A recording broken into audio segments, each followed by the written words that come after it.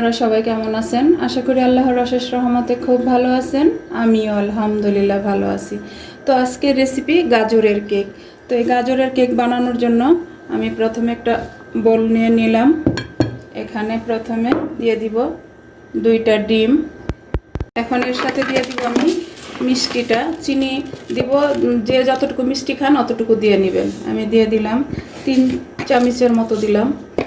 আর আজকের এই রেসিপিটা আমি ওভেনে করব, মানে গাজরের কেকটা। তো এখন এটাকে আর কোনো বিটার দিয়েও বিট করব না, হ্যান্ড উইক্স দিয়েই করে দেখাবো আপনাদেরকে। যত সহজভাবে আপনারা রেসিপিটা করতে পারেন সেটাই আমি আপনাদের সাথে শেয়ার করলাম।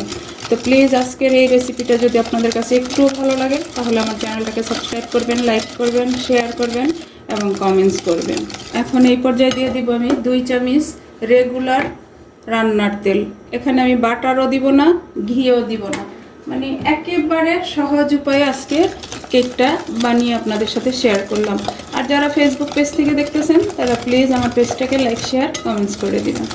আমার সব কিছু একসাথে মিশানো হয়ে গেল। এই পর্যায়ে দিব আমি 1 কাপ ময়দা, 1/4 কাপ দিব গুঁড়া দুধ, লিকুইড দুধটাও দিব না। আপনারা চাইলে দিতে পারেন, কিন্তু আমি আজকে গুঁড়া দুধ দিয়েই বানাবো। যে দেখেন মাশাআল্লাহ কেকের ব্যাটারটা কিন্তু অলমোস্ট হয়ে গেছে। এখন এই পর্যায়ে দিব আমি একটা গাজরকে কেটে ধুয়ে পরিষ্কার করে গ্রেট করে নিছি। এই যে একেবারে পাতলা করে নিছি, দিয়ে দিলাম। এখন এটাকেও ভালোভাবে এই ব্যাটারের সাথে মিশিয়ে দিব।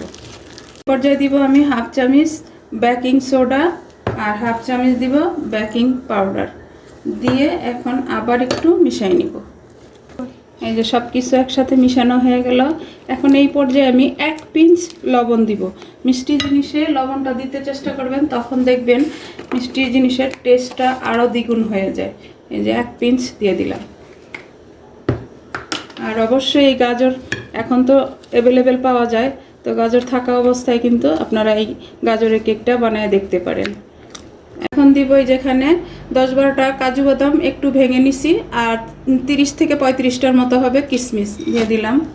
দিয়ে এটাকে একটু ভালোভাবে মিশিয়ে নিব।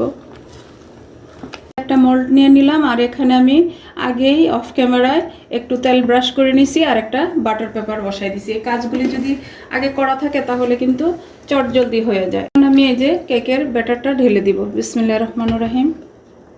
আমি একটা স্টিক নিয়ে নিলাম, নিয়ে যেভাবে একটু নেড়ে দিব, দিলাম। এখন আরেকটু ট্যাপ করেও দিব। আর ওভেনটাকে আমি 15 মিনিটের জন্য প্রিহিট করার জন্য দিয়ে দিছি 180 ডিগ্রিতে। এখন আমি সরাসরি ওভেনে চলে যাব। এই যে এখন আমি ওভেনে দিয়ে দিলাম আমার গাজরের কেকটা, দিয়ে আমি 25 মিনিট বেক করব 180 ডিগ্রিতে। এই যে আমার 25 মিনিট বেক করা হয়ে গেল। এখন আমি কেকটাকে বের করে নিব। নামিয়ে নিলাম আমার আজকের গাজরের কেকটা। এখন একটু ঠান্ডা হোক, ঠান্ডা হওয়ার পরেই আমি কেকটাকে ডিমোল্ড করব।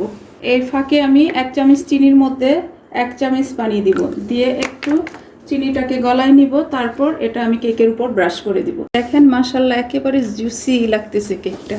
এখন আমি কেকটাকে ডিমোল্ড করব। এরকম একটা প্লেট নিয়ে নিলাম, হালকা ঠান্ডা হয়েছে, পুরোপুরি হয় নাই। এই যে এখন আমি মোলটাকে উঠাই নিব। বিসমিল্লাহির রহমানির রহিম।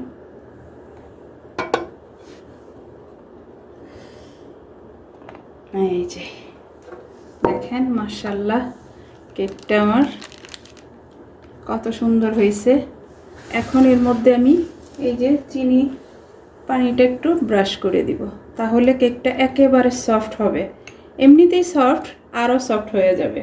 যখনই এই কেক বানাবেন তখন চেষ্টা করবেন এরকম চিনির পানি একটু দিয়ে দিতে, তখন আপনাদের কেকটা অনেকক্ষণ সফট থাকবে। অনেকক্ষণ কি, মানে 2-3 দিন পর্যন্ত সফট থাকবে। এবং এই যে দেখেন মাশাআল্লাহ এই জুসি ভাবটা চলে আসবে। এই যে মাশাআল্লাহ হয়ে গেল আমার আজকে একেবারে অল্প উপকরণে গাজরের কেক। দেখেন মাশাআল্লাহ লুকটা একেবারে সফট কেকটা, বুঝতে পারতেছেন কি না? এই যে একেবারে দেখেন। এখন আমি কেকটাকে কাটবো আর আপনাদের সাথে শেয়ার করব। প্লিজ আমার ভাই বোনেরা, আপনাদেরকে তো আর খাওয়াতে পারছি না। বিসমিল্লাহির রহমানির রহিম। একেবারে সফট কেকটা। দেখেন মাশাল্লাহ। তো এইভাবে আমি পুরাটা কেটে নেই। দেখেন কেকটা কেটে নিলাম। আমি একটা কেক আপনাদের সাথে শেয়ার করি যে কতটুকু সফট। দেখেন মাশাল্লাহ। দেখেন এই যে এই কেকটা আমি একটু ট্রাই করে দেখব যে কেমন হয়েছে। আর দেখেন কেকের লুকটা দেখেন মাশাল্লাহ। এই যে এখন এটা সাইডে রেখে কেকটা কেটে একটু খাই। দেখেন মাশাল্লাহ, আবারও বললাম একেবারে সফট, দেখতে যেমন সুন্দর খাইতেও নিশ্চয়ই টেস্টি হবে। দেখেন একেবারে সফট। বিসমিল্লাহির রহমানির রহিম। দেখেন এরকম কেক যদি আমরা বাসায় বসে গাজরের কেকটা বানাই নিতে পারি তাহলে আর কি চাই, দোকানের কেক আর কিনতেই হবে না, তাই না? বিসমিল্লাহির রহমানির রহিম। আলহামদুলিল্লাহ, আলহামদুলিল্লাহ। মুখে দেওয়ার সাথে সাথে যেন মিলিয়ে গেল মুখে, এরকম সফট এবং টেস্টি। তো যাই হোক, আজকে আমার এই ছোট্ট একটা রেসিপি আপনাদের সাথে শেয়ার করলাম, গাজরের কেক। যদি আপনাদের কাছে একটু ভালো লাগে তাহলে অবশ্যই বাসায় ট্রাই করবেন। কোনটাকে অবশ্যই কমেন্টসে জানাবেন কার কার ভালো লাগলো আজকে আমার গাজরের কেকটা। তো যাই হোক, আজকে আমার গাজরের কেক বানানো শেষ হয়ে গেল। আমি আপনাদের কাছ থেকে বিদায় নিব, আবার নতুন কোনো রেসিপি নিয়ে আসবো। আল্লাহ হাফেজ।